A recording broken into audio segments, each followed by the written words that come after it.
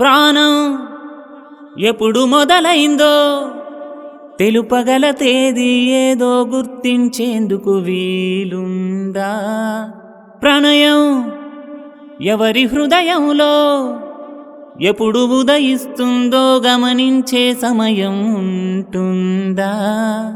ప్రేమంటే ఏమంటే చెప్పేసే మాటుంటే ఆ మాటకి తెలిసేనా ప్రేమంటే? అది చరితలు సైతం చదవని వైనం, కవితలు సైతం పలకని భావం, సరిగమలెరుగని మధురిమ ప్రేమంటే. దరిదాటి ఉరకలు వేసే ఏ నదికైనా తెలిసిందా తనలో ఈ ఉరవడి పెంచిన తొలి చినుకేదంటే?